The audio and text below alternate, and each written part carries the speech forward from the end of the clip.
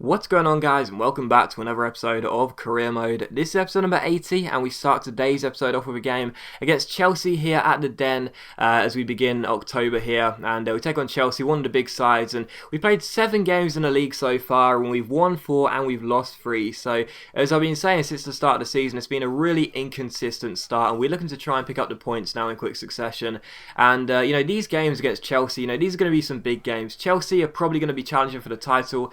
They are the holders on this game, and they're probably going to be challenging for the title again, but these are big games, and if we're a club that want to become a big club, we want to get into the top 4 this year, we have to win these games against these sides. We take on Chelsea at the Den, and the first chance came in the 11th minute. A cross came in from a corner. Gutierrez went up for the header, and he stayed down as well, so Gutierrez stays down. Ings tries to volley it. It's blocked by Azpilicueta. It comes to Robert Lewandowski. He plays it back to Azpilicueta, the fullback attacking here. He finds Victor Moses.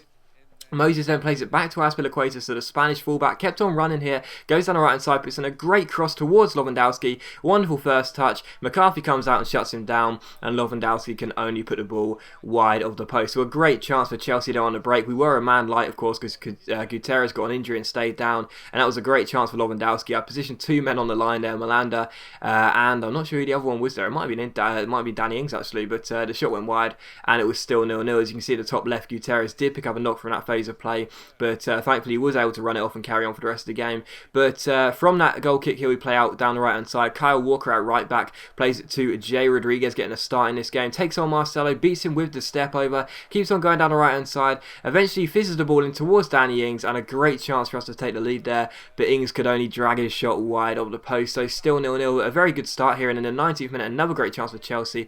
Ramirez's header finds Victor Moses. He crosses the ball to the far post, and Ramirez can only find the side netting. So 22 minutes in, really good game here, and another good chance as Jay Rodriguez beats Marcelo, plays the ball through to Danny Ings. He has the pace to beat Gary Cahill, beats him with the reverse step over, then shoots with the outside of his right boot, but Courtois makes the save, and Carrasco's header goes straight into the gloves of the Belgian keeper. So what a fantastic first half this was. It was really action packed, and in the 32nd minute Carrasco gets onto the ball. Ball rolls past Nathan Ake, who of course we had on loan here in our first season, gets past him, plays the ball through to Danny Ings, runs through one-on-one and finishes it really nicely, right into the bottom corner there. No chance for Courtois, and it's Millwall 1, Chelsea 0. So a good start for us in a very action-packed game. As I said, there were so many chances for either side, and I was very, very grateful that the ball would fall to Danny Ings there, of course.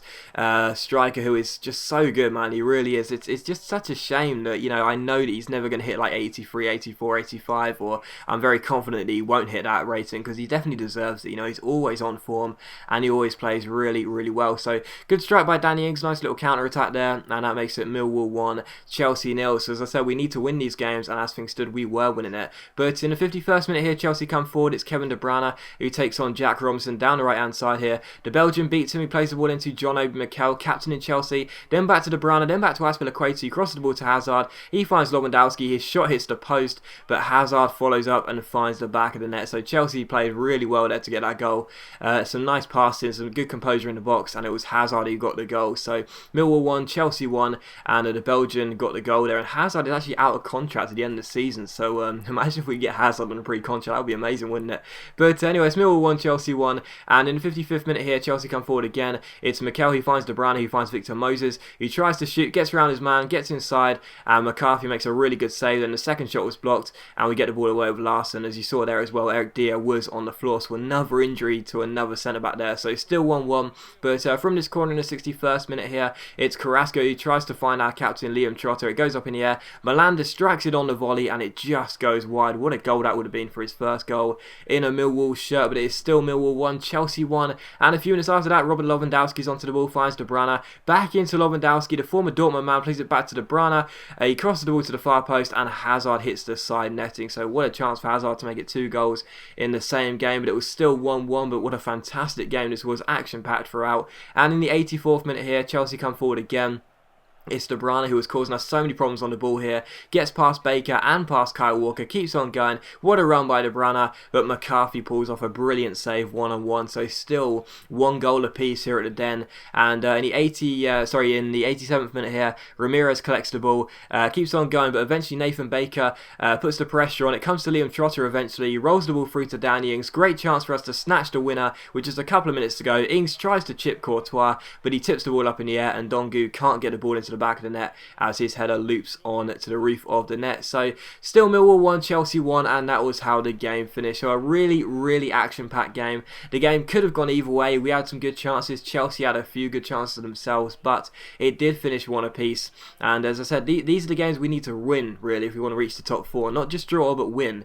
And we didn't win that one, so I was actually quite disappointed. But with Chelsea's attacking prowess, I was just thankful we didn't concede more than one goal. But it was 1-1, and after that game, we did see that our centre-back pairing of Eric Dier and Leao Gutierrez got injured. Gutierrez is out for 5 days, and Eric Dier is going to be out for 3 weeks. So it's not that bad, but even so, not good to see two centre-backs get injured in the same game.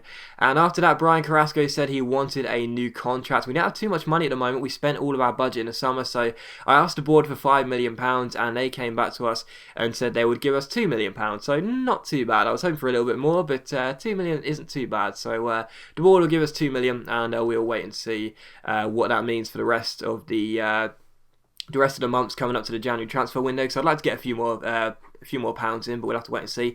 But anyway, because of that fund request was successful, we were able to offer Carrasco a new deal. We gave him a 2-year contract, or 2-year extension I should say, and we upped his wage by £29,000 to £35,000 a week, and gave him the important first team player status, because of course he is an important first team player, and he is now earning 35 grand a week. I couldn't believe he was only on 6 grand a week, and I realised this because we never offered him a contract since he first came into the club, because we penned him to a long-term deal. So that's crazy that one of our best players of the series so far was only on 6 grand a week.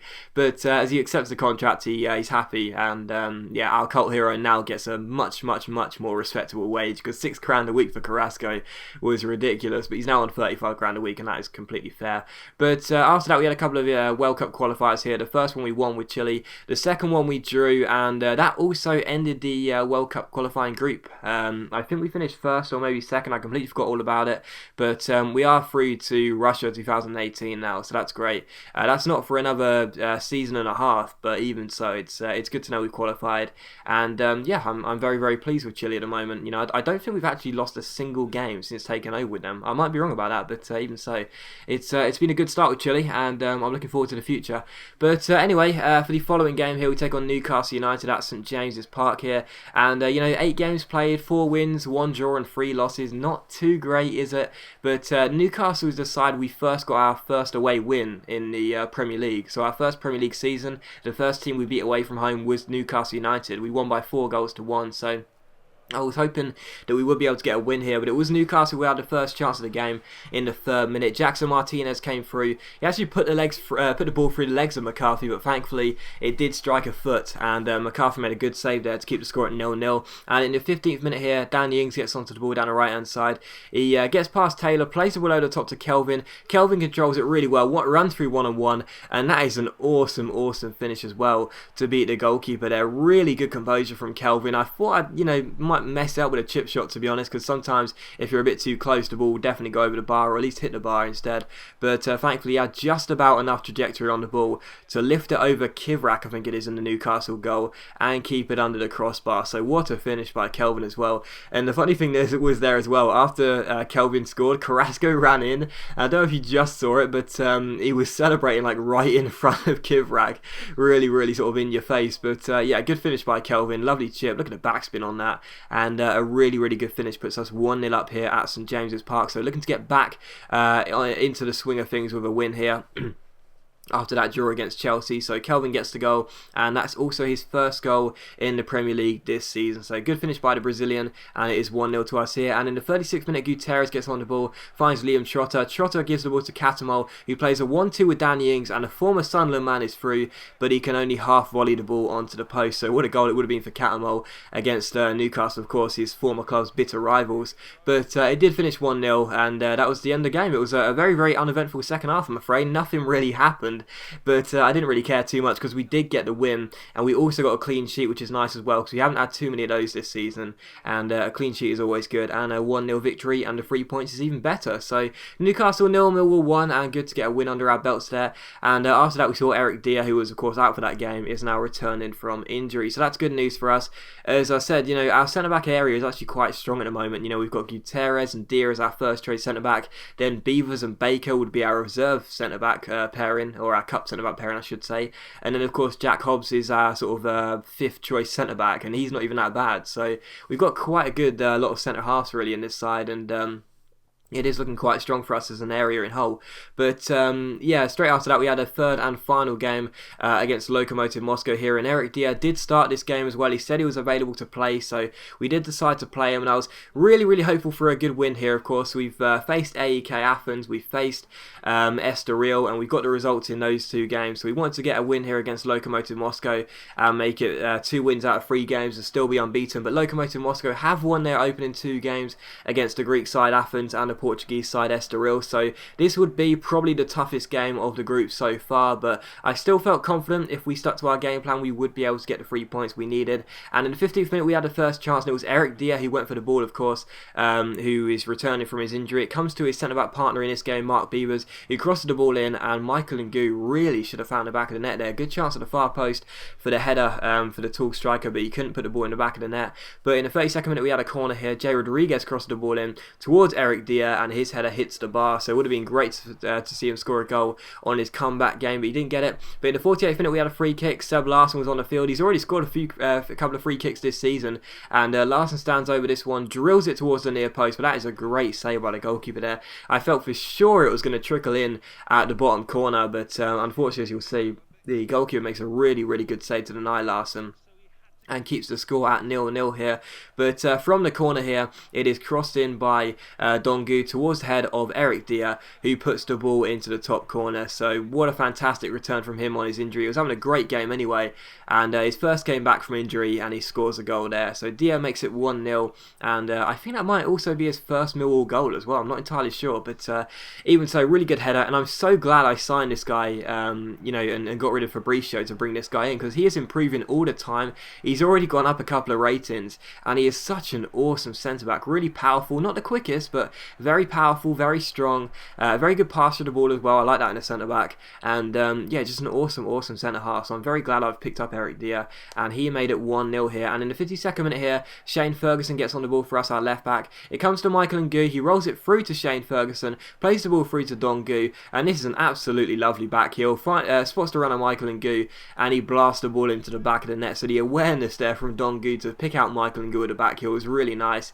and Ngu makes it 2-0, so a lovely counter-attack there, and that put us 2 goals up here in the 53rd minute. So Michael Ngu gets the goal, and as I said, lovely little back heel by Dongu, and it's a good finish by our number 9 to make it Millwall 2, Lokomotiv Moscow 0. So as things still, we were on course for our second win in 3 games in this Europa League group. So good finish by Ngu, and in the 57th minute here, Caicedo gives the ball down the right hand side. Eventually it's Malanda who wins the ball. It comes to Jay Rodriguez, and this was hilarious. Rodriguez keeps on going, he fizzes the ball across the face of goal, Ngu's header is well saved by the goalkeeper, and then just calamitous defending by the Lokomotiv Moscow players there. 2 defenders and the goalkeeper. The ball just went through the middle of all of them, and the goalkeeper diving into the back of his net couldn't keep the ball out. So 3-0 here.